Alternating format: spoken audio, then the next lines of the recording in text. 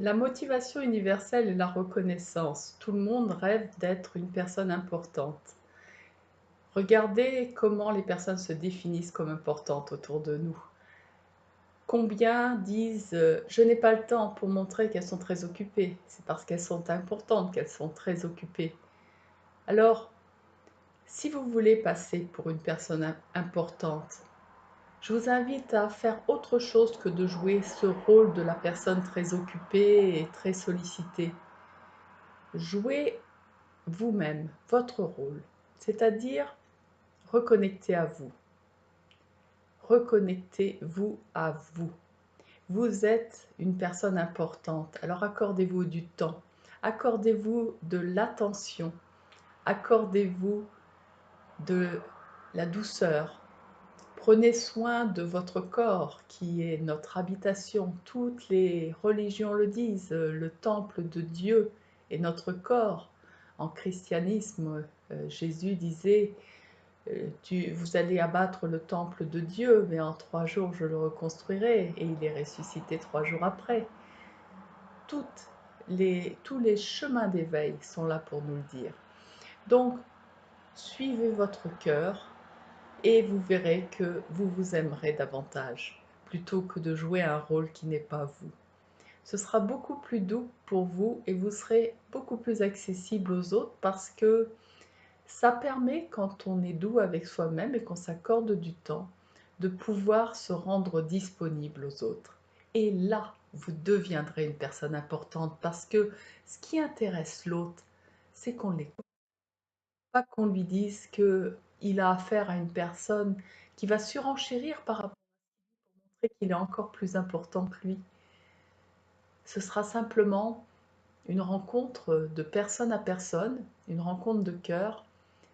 Et cette rencontre de cœur est ce qui donne de l'importance. Parce que le contenu est très très insignifiant par rapport au contenant. Regardez, quand des fois on a une parole, un sourire vis-à-vis de personnes, et on sent que pour elles c'est le plus beau cadeau de la journée. Ça coûte pas cher un sourire. Chacun de nous peut contribuer comme ça à donner de l'importance à l'autre et à créer quelque chose qui est important pour le monde parce que c'est important pour nous. C'est notre vibration. C'est ce qui nous habite. Cet après-midi, je me promenais au bord d'étang et il y avait les grenouilles qui sont en période d'amour, qui croissaient. Waouh, waouh, waouh, waouh, waouh, waouh. Il n'y avait pas que les grenouilles d'ailleurs, il y avait aussi les papillons. Enfin, c'est très beau cette nature à cette période de l'année parce que ce soit dans l'air, dans l'eau, sur la terre, ce sont des vibrations d'amour, des vibrations de rencontre, des vibrations de coopération qui se manifestent. C'est pour ça qu'on est aussi plus heureux au moment du printemps qu'on va l'être au moment de l'hiver où c'est une période d'hibernation. Alors, si vous voulez être quelqu'un d'important, je vous invite chaque jour à saisir tous les cadeaux qu'on reçoit autour de nous.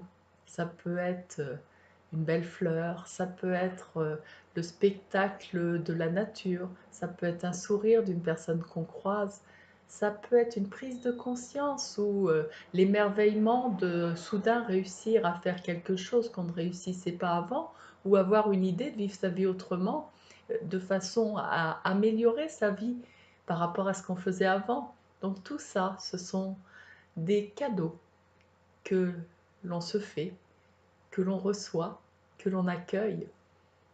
Je vous invite vraiment à accueillir tout ce qui va bien dans votre vie, c'est-à-dire 99%. Et le 1% de contrariété, voyez ce que vous pouvez en faire, en quoi ça peut vous faire avancer pour mieux vivre votre vie, et là vous serez heureux à 100%. Le bonheur est intérieur, l'importance est intérieure. Quand vous voyez des personnes qui ont illuminé le monde, regardez Gandhi, regardez Nelson Mandela, ce sont des personnes qui, à un moment donné, ont pris le temps d'être avec elles-mêmes, ont pris le temps de se réconcilier, de faire la paix en elles.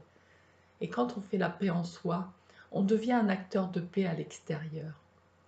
Alors un acteur de paix, c'est quelqu'un qui ne juge pas, qui va au-delà des apparences.